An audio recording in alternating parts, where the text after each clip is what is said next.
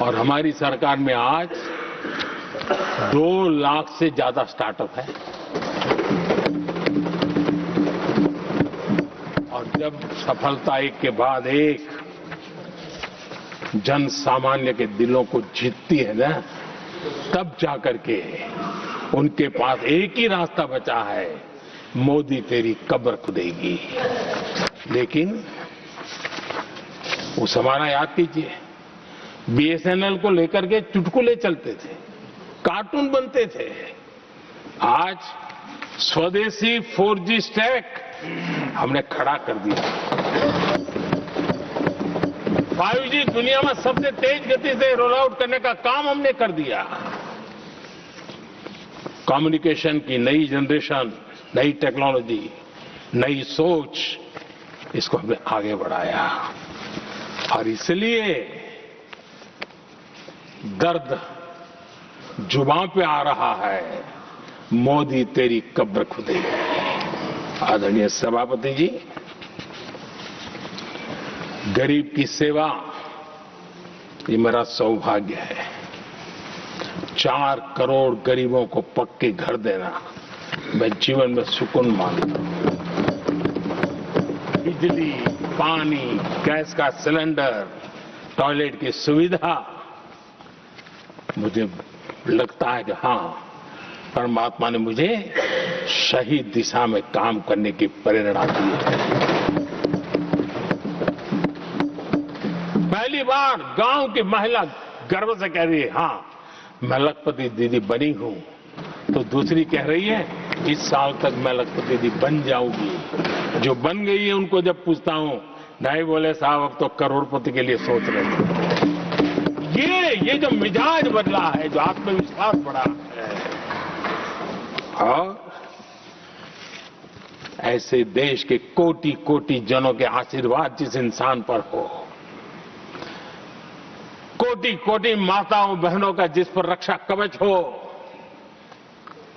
नारे कितने ही लगा लो, कब्र तुम नहीं खोद पाओगे। ये देश की शक्ति, आशीर्वाद रूपी कवच, माताओं बहनों का मेरे प्रति जो भाव रहा है, जिस श्रद्धा भाव से मैंने माताओं बहनों की सेवा करने का काम किया है, जिनको कोई पूछता नहीं था उसको मोदी पूजाता है। यही करना है, और ये आशीर्वाद ही है जो इनको चूभते हैं, और इसलिए कब्र खोदना चाहते हैं। आदरणीय सभापति जी, चोरी करना जिनका पुश्तैनी धंधा है, जिन्होंने एक गुजराती की सरनेम भी चुरा ली,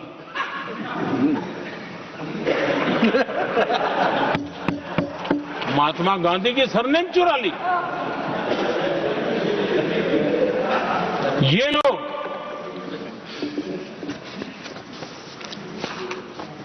और देश की जनता इतनी समझदार कि ऐसी पटक देती है, ऐसी पटक देती है लोगों को।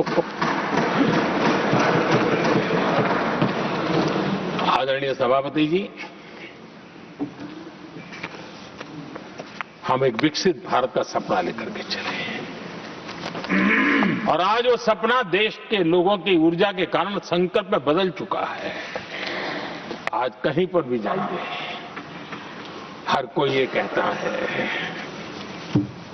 कि 2047 तक विकसित भारत बनना है, और मैं हैरान हूं, कुछ हमारे साथी सदन में इतने निराशावादी, इतने जमीन से कटे हुए लोग, बदलती हुई दुनिया से अनभिज्ञ लोग, पता नहीं क्या बोल रहे हैं।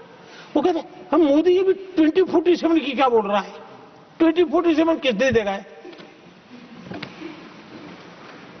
हमारे देश के लिए, आजादी के लिए जो लड़ते थे, जो फांसी के तख्त पर चढ़ जाते थे, जो लाठियां खाते थे, गोलियां खाते थे, जो काला पानी की सजा के लिए अंडमान निकोबार की सेल्युलर जेल में जिंदगी बिता देते थे, लक्षावधि नौजवान अपने पढ़ाई का भविष्य का सोचे बिना, कोई परवाह किए बिना सिर्फ देश के लिए सोचने के लिए निकल पड़े थे। क्या उन्होंने कभी ये सोचा होता कि यार हमारे कालखंड में तो आजादी मिलेगी नहीं, कि मैं क्यों करूं? तो क्या देश कभी आजाद होता?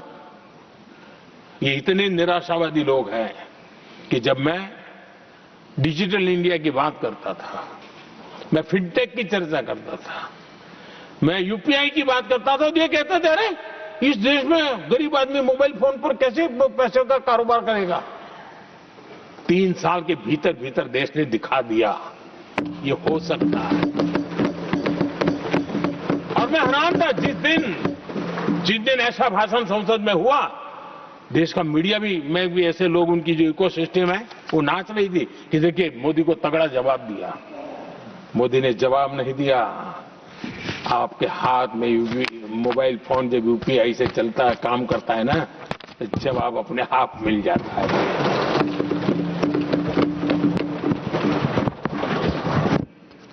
आदरणीय सभापति जी,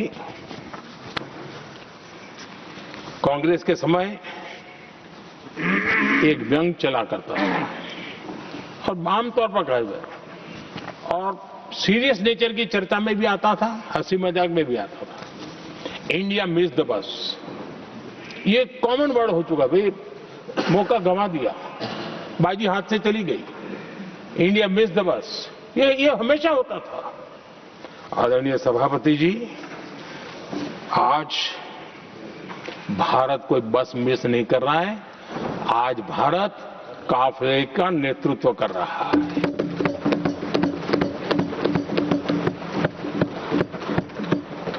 आदरणीय सभापति जी, देश का भविष्य उज्जवल बनाना है, वर्तमान भी उज्जवल बनाने के लिए अविरत कार्य करना होता है।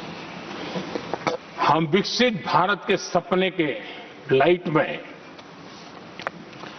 5 वर्ष की योजना बनाते हैं और हर वर्ष का बजट बनाते हैं और हम दिशा तय करके चलते हैं हम, क्योंकि हमारे लिए अगला चुनावी लक्ष्य नहीं होता है, हमारा लक्ष्य है 2047 विकसित।